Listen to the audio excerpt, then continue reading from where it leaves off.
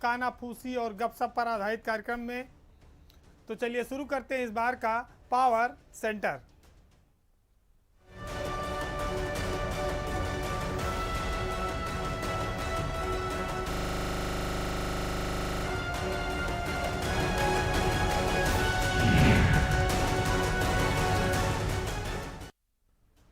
वैसे तो हमारे यहाँ सरकारें आंकड़ों की बाजीगरी में बड़ी माहिर हैं और अफसर तो उनसे भी कई कदम आगे होते हैं, लेकिन कोरोना के मामले में कई सारे जिला अधिकारी मात खा गए।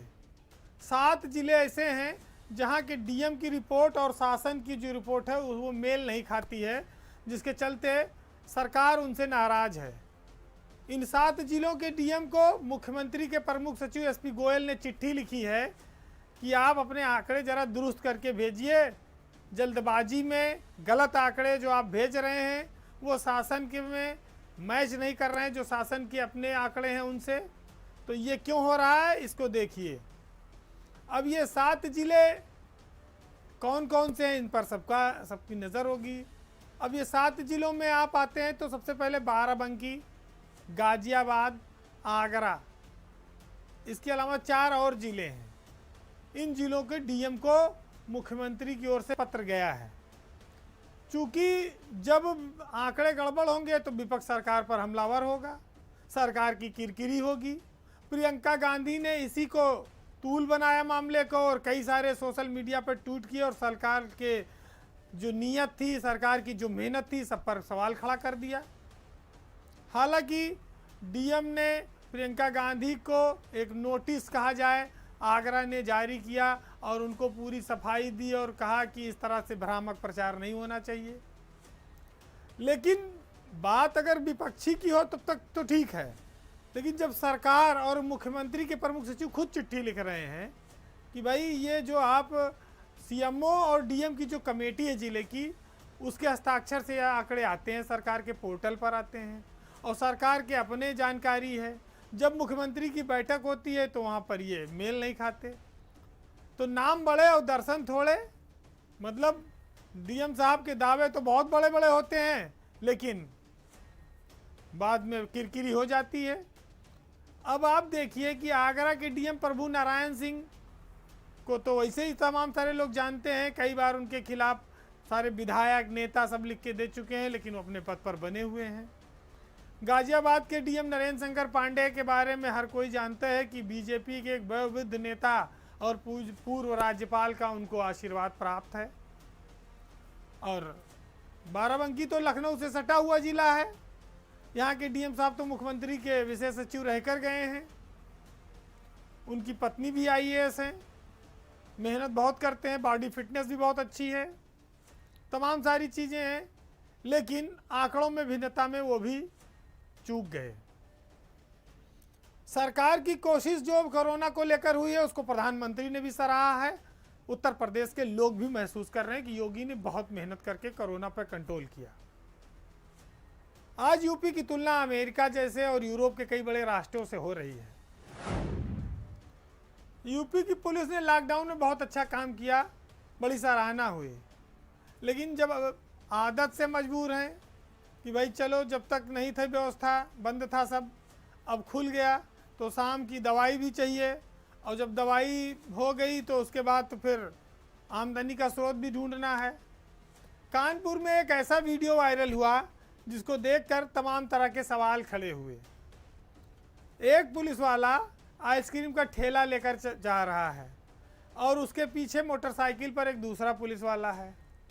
देखने में ये अजीब सी बात थी कि वर्दी पहनकर कोई पुलिस वाला आइसक्रीम का ठेला क्यों चलाएगा, आइसक्रीम क्यों बेचेगा।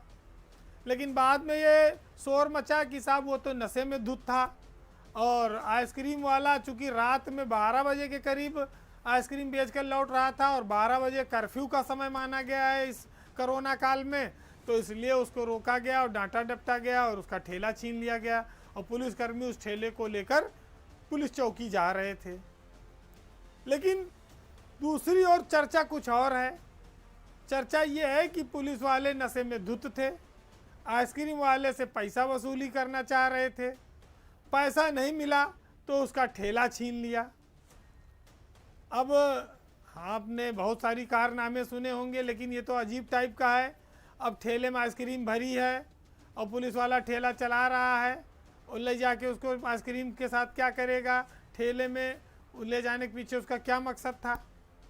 जेबरा मोबाइल के सिपाही यूँ तो रात में लगाए जाते हैं कि साहब ये लोगों की लॉ एंड ऑर्डर को बेहतर करेंगे, चोर उचक्कों को पकड़ेंगे, गुंडे माफियाओं को भगाएंगे और लोगों को रक्षा देंगे। लेकिन अखिलेश पांडे और सीएम चाहर, ये जो दो सिपाही हैं बर्रा थाने के, इन्होंने रात्रि कर्फ्यू का फ़ायदा तो उठाया, लेकिन उसके बदले में ये कारनामा कर डाला, ये अंजाम दे डाला। हालांकि पुलिस डिफेंसिव है और जांच के नाम पर वो इन दोनों को बचाने की कोशिश कर रही है, लेकिन ये अपने आप में एक ऐसी तस्वीर है जिसको इसलिए दिखाया गया कि इससे आनंद तो मिलेगा ही आपको। दूसरा ये भी है कि रात्रि गश्त में जो पुलिसकर्मी निकले हैं, ज़रूरी नहीं है कि वो पूरे होश हवास में हो, वो शराब के नशे में भी हो सकते हैं, वो कोई हैरत अंगेज कारनामा भी अंजाम दे सकते हैं। लखनऊ में विवेक तिवारी हत्याकांड लोगों को याद होगा, जब रात के 12 बजे के करीब पुलिस वाले ने गोली मार दी थी। तो ये बहुत सारे इस तरह के उदाहरण आते हैं और ये सब एक सबक की तरह है।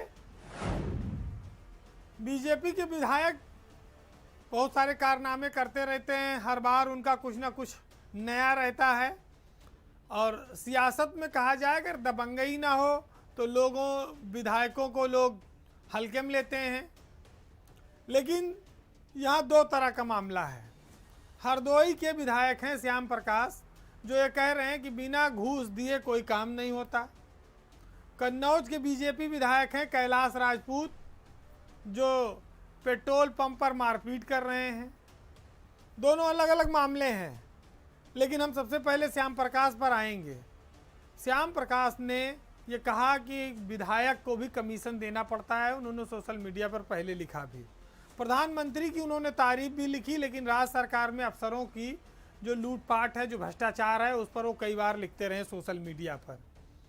अब फिर उन्होंने ये सारी चीज़ें लिखी हैं।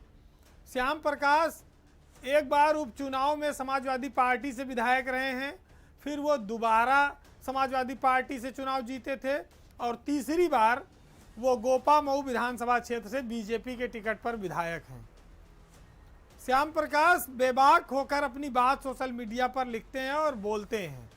अच्छी बात है, बीजेपी की सरकार है, सरकार की कोशिश भी है कि अधिकारी जो भी हो ईमानदारी से काम करें। लेकिन दूसरी ओर कैलाश राजपूत हैं, विधायक हैं, जो कन्नौज से तिरवा के, वो पेट्रोल पंप पर पहुंचे थे तेल डलवाने अपनी जीप में, और वो गाली गलौज उन्होंने वहां पर की, पेट्रोल पंप के कर्मचारियों और मालिकों के साथ धक्का मुक्की भी की। अब बताया जाता है कि विधायक जी फ्री में तेल डलवाना चाह रहे थे गाड़ी में, और माँ बहन की गाली इनाम में। तो ये वीडियो काफ़ी वायरल हुआ और सरकार के सामने किरकिरी भी काफ़ी हुई। लेकिन ख़ास बात यह है कि इससे पहले भी कई सारे विधायक, चाहे आप महोबा के विधायक का ले लीजिए, चाहे आप इससे पहले बहराइच के विधायक का लीजिए, बहुत सारे विधायकों ने, सुरेंद्र सिंह, तमाम सारे विधायकों ने सरकार के अफसरों पर और तमाम सारे चीज़ों पर सवाल खड़े किए। उनको नोटिस भी कई बार जारी हुई, लेकिन मामला वहीं तक सीमित रह जाता है। दो तरफ से बातें आती है। एक तो विधायकों का दर्द इतना ज़्यादा है कि अफसर उनका कुछ सुनते नहीं, वो इससे परेशान है। दूसरी तरफ विधायकों को जो सुविधाएं मिलती थी, या कहिए कि जो सुविधा वो चाहते हैं, चाहे मुफ्त में चाहते हो या चाहे पैसा दे के चाहते हो, वो भी है। आप सीतापुर वाले राठौर साहब का देख लीजिए, तमाम उन्होंने बातें कही, उनके वीडियो वायरल हुए। तो समस्या का समाधान कैसे निकले? सरकार जब ईमानदार अधिकारी पोस्ट करती है तो विधायक परेशान हो जाते हैं। विधायक जब ईमानदारी से काम करना चाहता है तो अफसर बिना मान लिए काम नहीं करने को तैयार है। ये बड़ी विचित्र और अजीब स्थिति है हमारे समाज की, और इससे निपटना किसी के बस की बात नहीं है। अब यह है कि चुनाव जब आएगा तो जनता फिर तय करेगी कि कौन सही था कौन गलत। दुनिया का सबसे बड़ा संस्थान है मेडिकल का KGMU, बहुत बड़े बड़े डॉक्टर यहाँ से पढ़कर निकले हैं। लेकिन KGMU का अगला VC कौन होगा, इसको लेके कहा जाए रहस्य बन गया है, या कहा जाए इस पद पर एक काली छाया, ये खटाई में पड़ता जा रहा है पद। वर्तमान बीसी हैं एलबी भट्ट, उनका कार्यकाल समाप्त हो चुका है। नए बीसी का चयन होना है, इसके लिए एक सर्च कमेटी बनी थी पूर्व मुख्य सचिव अनूप चंद पांडे की अध्यक्षता में। उन्होंने 4 नाम तय किए। उसमें लोहिया के निदेशक ए के त्रिपाठी, जिनका अभी हाल ही में सारा कारनामा सामने आया, हटाए गए। दूसरी क्वीन मैरी की एचओडी हैं डॉक्टर विनीता दास। कानपुर मेडिकल कॉलेज की पूर्व प्रिंसिपल रही हैं डॉक्टर आरती लालचंदानी। डॉक्टर सूर्यकांत जो केजीएमसी के ही हैं। और एक 5वां नाम भी आया अहमदाबाद के डॉक्टर तेजस पटेल का। इतने दिनों से नाम पैनल गया हुआ है, लेकिन वीसी के नाम पर कोई फाइनल मुहर नहीं लग पा रही है। क्यों? अब एक एक करके सुनिए। डॉक्टर एपी त्रिपाठी जो लोहिया संस्थान के निदेशक थे, वो मुख्यमंत्री के दौरे में खुद गायब रहे, और जब कार्रवाई करने कहा गया तो उन्होंने जो डॉक्टर उपस्थित थे उन्हीं को नाप दिया और अपनी गर्दन बचा ली। उनके खिलाफ एक सांसद ने गंभीर आरोप लगाए। 2004 में जब ये केजीएमयू में तैनात थे तो वहाँ समूह गा की भर्ती में इन्होंने भारी भ्रष्टाचार किया, और कमिश्नर यानी कि मंडलायुक्त तो लखनऊ ने इसकी जांच की थी और उसमें इनको डॉक्टर साहब को दोषी पाया। उसके बावजूद भी त्रिपाठी जी लोहिया एम्स के डायरेक्टर बन गए थे। खैर, अब वो हट गए, उनके खिलाफ जांच शुरू हो गई। अब अगला नाम आता है डॉक्टर विनीता दास का। डॉक्टर विनीता दास एचओडी हैं। उनके ऊपर आरोप लगा कि साहब जो वो वहाँ पर मरीज भर्ती होते हैं उनसे वसूली होती है। अब वसूली की बात इस पकड़ी गई कि जो प्राइवेट वार्ड थे उनको लेन देन में जो दिए जाते थे मरीजों को, उसमें वित्तीय अनियमितता पाई गई। ऑडिट जांच हुई, उसमें भी उनके ऊपर चार्जेस लगे। तीसरा नाम डॉक्टर आरती लालचंदानी का आया। इनको सरकार ने इसी कोरोना काल में प्रिंसिपल के पद से कानपुर के मेडिकल कॉलेज के हटाया, नाकामी के चलते और तमाम आरोपों के चलते। तो ये सारे नाम की वजह से जो नाम चयनित हुए सब दागदार हैं। डॉक्टर सूर्यकांत एक बचे जो विख्यात हैं अपनी बेबाक बात रखने के लिए, तेज तर्रार आदमी है, तो स्वाभाविक है कि कौन पसंद करेगा। उनके लिए भी लंगड़ी लगाई जा रही है। डॉक्टर तेजस जो अहमदाबाद के हैं, उन्होंने मना कर दिया है कि उनकी अस्पताल उनका अच्छा चल रहा है और उनकी खुद की प्रैक्टिस बहुत अच्छी है, वो यहाँ आकर अपने ऊपर क्यों ये सब बवाल मोल लेंगे। लेकिन जो जनता या जो लोग उत्तर प्रदेश के इन डॉक्टरों को बहुत अच्छा मानते हों, बहुत अच्छा जानते रहे हों, वो जान लें कि ये डॉक्टर कौन कौन से कारनामे करके बैठे हैं। फिलहाल राजभवन की ओर सबकी निगाहें हैं। राजभवन कब और कितने समय में इस पर निर्णय करेगा, क्योंकि कुलाधिपति हैं राज्यपाल महोदया, और उम्मीद ये की जा रही है कि जो सर्वश्रेष्ठ होगा, जो साफ सुथरा होगा, जिसकी छवि अच्छी होगी, जो प्रशासनिक क्षमता वाले लोग होंगे, उन्हीं को मौका मिलेगा। तो हम उम्मीद करें कि बहुत जल्द केजीएमयू में कोई नया वीसी तैनात हो जाएगा। यूपी में पशुपालन विभाग में ठेका दिलाने के नाम पर जो करोड़ों की वसूली हुई है, इस घोटाले ने अब सरकार के लिए सिरदर्द बढ़ाना शुरू कर दिया है। पहले तो एसटीएफ लगाकर 9 करोड़ 72 लाख रुपए घोटाला करने का जो मामला आया, खूब वाहवाही हुई, पीठ थपथपाई गई। लेकिन जब बड़ों का नाम आया तो अब चुप्पी साधी जा रही है, कोई कुछ बोलने को तैयार नहीं है। बताया जा रहा है कि एक वरिष्ठ आईएएस अधिकारी की कार से एक आरोपी गिरफ्तार हुआ था। दूसरा, जो आजमगढ़ के रहने वाले आशीष राय हैं, जिनके ऊपर आरोप है, उन पर आजमगढ़ के जिला प्रशासन के काफ़ी अधिकारी मेहरबान थे। वहाँ के एक पूर्व डीएम ने वहाँ की फिल्म बनवाने के नाम पर उनको लाखों रुपए सरकारी खाते से भुगतान कराया। डीएम और कमिश्नर दोनों आशीष राय पे मेहरबान थे। और मज़ेदार बात यह है कि आशीष राय सौंदर्य प्रतियोगिता कराते थे, यानी कि मिस यूपी, मिस इंडिया, इस तरह की। आशीष राय रहने वाले आजमगढ़ के जरूर थे, लेकिन वो सारा काम उनका मुंबई में होता था, वो मुंबई ज़्यादा रहते थे। तो स्वाभाविक है कि ग्लैमर की दुनिया का जो छाप है वो यहाँ के अफसरों पर, उनके परिवारजनों पर, सबको कहीं ना कहीं आकर्षित करता है। सितंबर महीने में लखनऊ में भी एक कंपटीशन मिस यूपी का हुआ था, होटल रमाडा में। उसमें कई सारे बड़े बड़े घरों की महिलाएं और बच्चों ने पार्टिसिपेट किया। एक महिला आईएएस अफसर भी आशीष राय पर बहुत ज़्यादा मेहरबान है, या कहिए थी, अब पता नहीं है कि नहीं। और उनके पतिदेव भी इस समय पश्चिमी उत्तर प्रदेश के एक प्रतिष्ठित बड़े जिले के डीएम हैं। आज के इस पावर सेंटर में ऐसा पहली बार होगा कि ना हम किसी उस महिला अफसर का नाम बताएंगे और ना ही उस जिले के डीएम का नाम बताएंगे। ये आपको खुद अंदाज़ा लगाना होगा, लेकिन बात हम सारी कहेंगे।